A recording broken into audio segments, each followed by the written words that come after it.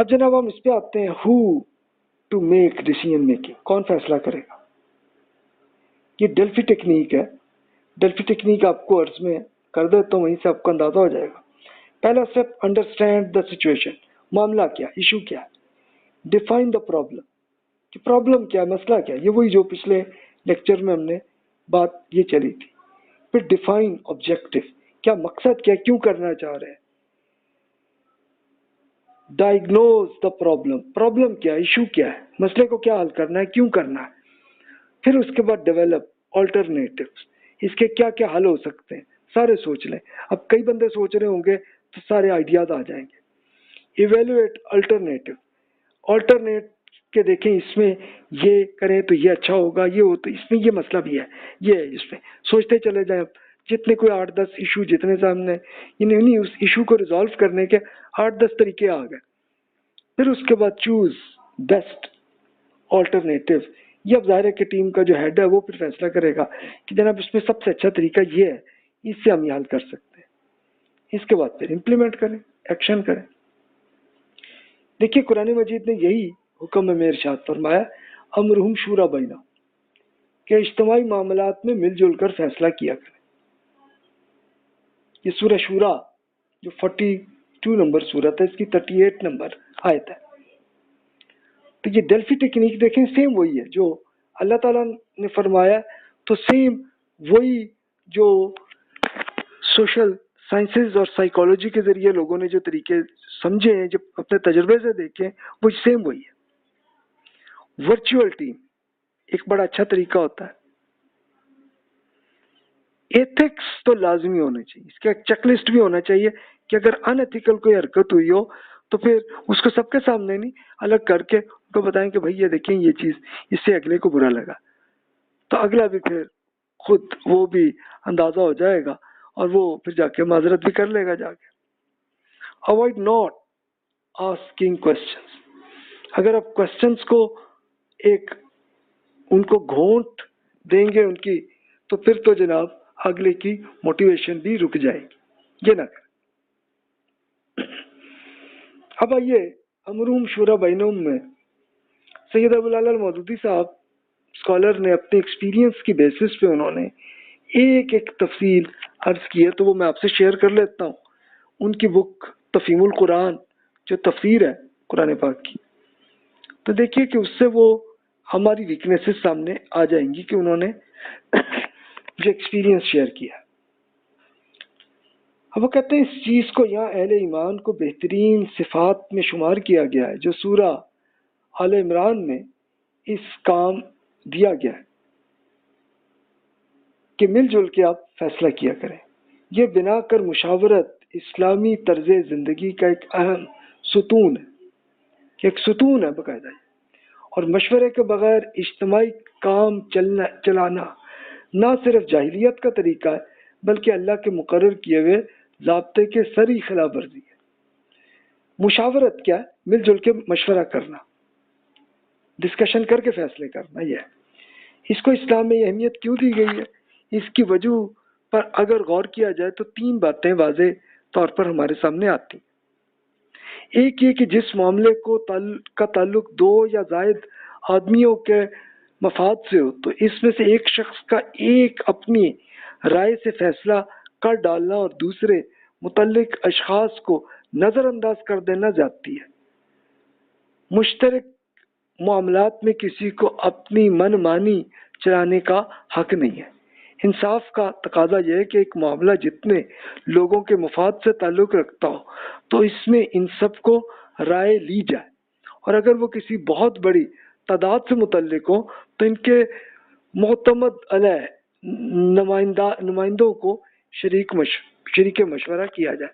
یہ دیکھیے پارلیمنٹ ایسی بنتی ہے نا کہ آپ اپنے علاقے کے لحاظ سے آپ جن صاحب کو آپ ووٹ دیتے ہیں تو اس کا مطلب یہ ہوتا ہے کہ جی آپ کا اعتماد ہے ان پہ، اس لیے آپ دے رہے ہیں.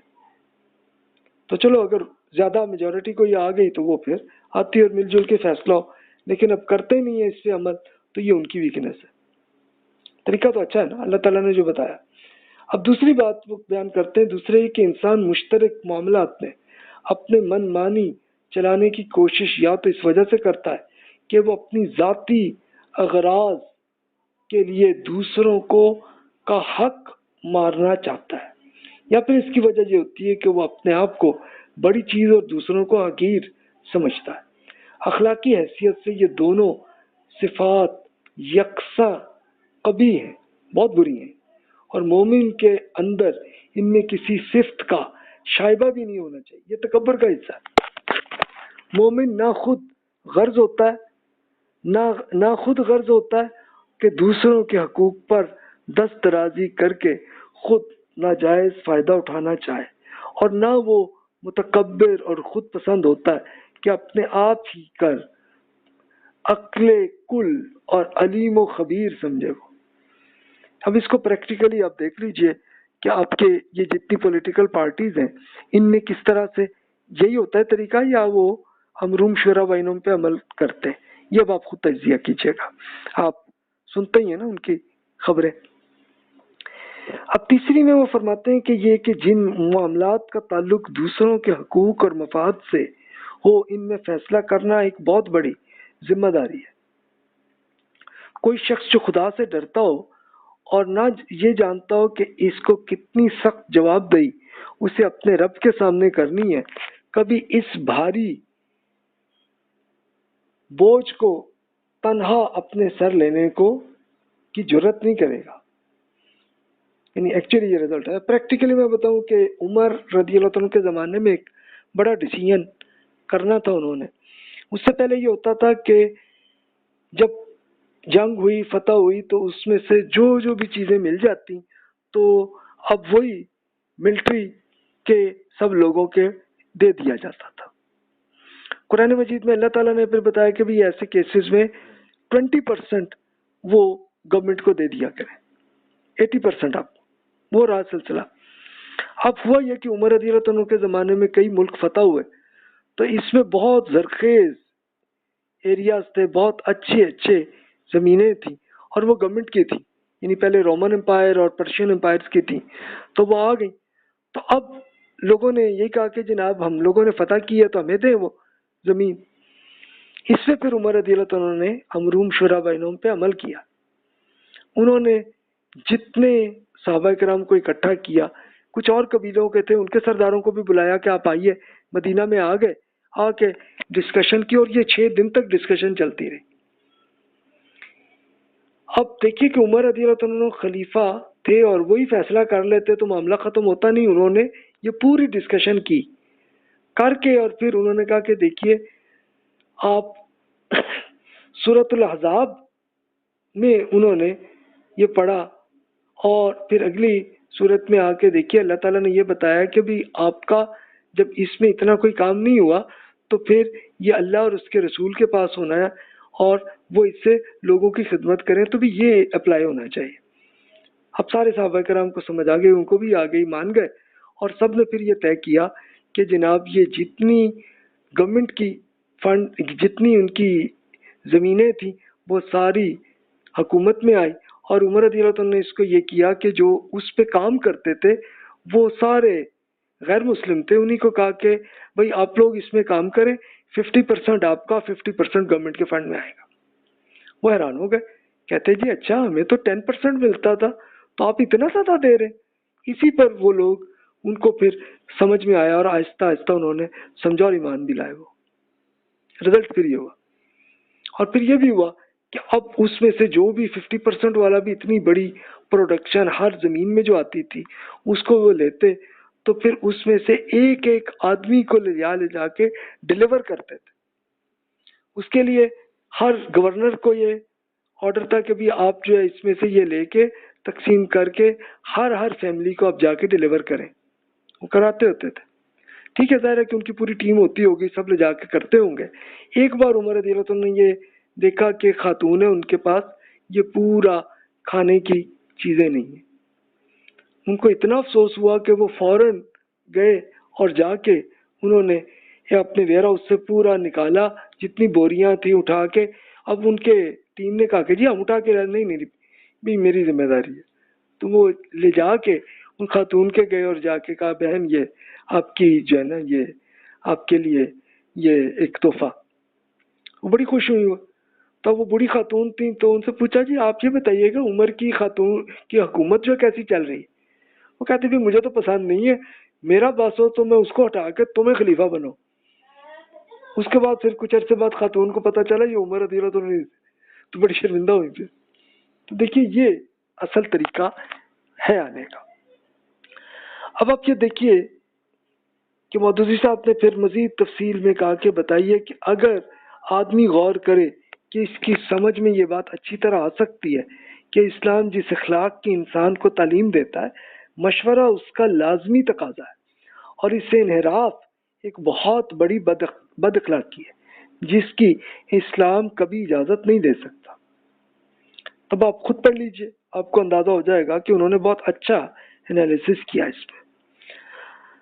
اب دیکھیے امرہم شورا بینہم میں پھر وہ بیان کرتے اس میں 5 باتوں کا تقاضا کرتا ہے، یعنی یہ 5 چیزیں ہوں تبھی امرہم شورا بینہم ہوگی نا، مل جل کا فیصلہ تبھی ہوگا۔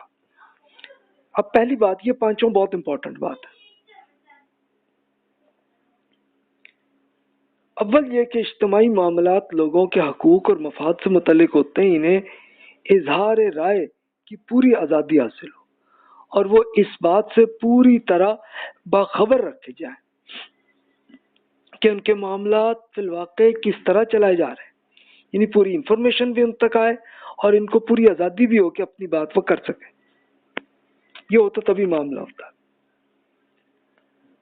دوسرے پہ پھر وہ بیان کرتے ہیں کہ اجتماعی معاملات کو چلانے کی ذمہ داری جس شخص پر ڈالنی ہو، جسے لوگوں کی رضامندی سے مقرر کیا جائے، تو یہ رضامندی اس کی آزادانہ رضامندی ہو، جبر اور تخفیف سے حاصل کی ہوئی یا تخریص اور اطماع سے خریدی ہوئی یا دھوکے یا فریب سے کوئی گھسوٹی ہوئی رضامندی اور حقیقت رضامندی نہیں ہے۔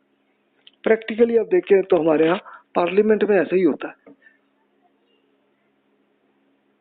کہ ہر آدمی اپنے ظرف کے ساتھ جو اس کو سمجھ آ رہی ہے اس طرح وہ ان کو نہیں کہا جاتا، ان کو کہا جاتا ہے ویسے کہو جیسے تمہارے لیڈر کہہ رہے ہیں۔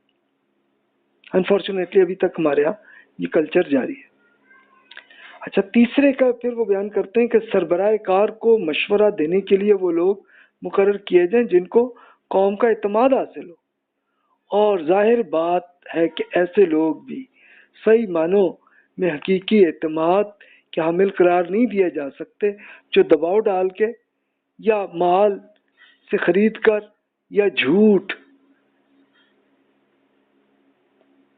یا کوئی کام لے کر لوگوں کی گمراہ کر کے نمائندگی کا مقام حاصل کریں۔ انفارچونیٹلی تو آپ دیکھیں کہ ہماری پارلیمنٹ میں ایسا ہی ہوتا ہے، یہ ہمارے یہاں ویکنیس ہے۔ اس کو آپ اگر ٹھیک کر سکتے ہیں آپ کر لیں، اور نہیں کر سکتے تو چلیں اپنی آواز تک تو پہنچاتے جائیں نا، شاید اللہ کرے کسی کو شعور آ جائے تو یہ ٹھیک ہو جائے معاملہ۔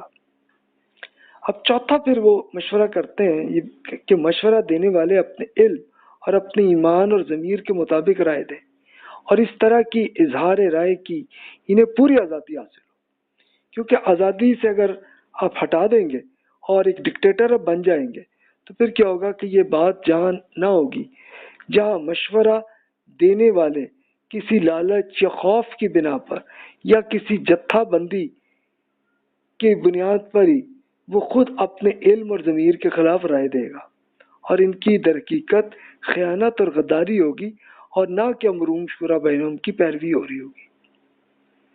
پھر پانچواں جو وہ کہتے ہیں کہ یہ مشورہ کے اہل شورا کے اجماع اور اتفاق رائے سے دیا جائے، یعنی مل جل کے ڈیسیجن لے چلے۔ اب پریکٹیکلی تو میں یہ آ گیا نا، میجورٹی تو کم از کم مان جائے، جن کی جمہور اکثریت کی تائید حاصل تو تب اس میں کریں، ورنہ اس میں یہ معاملہ نہیں ہونا چاہیے۔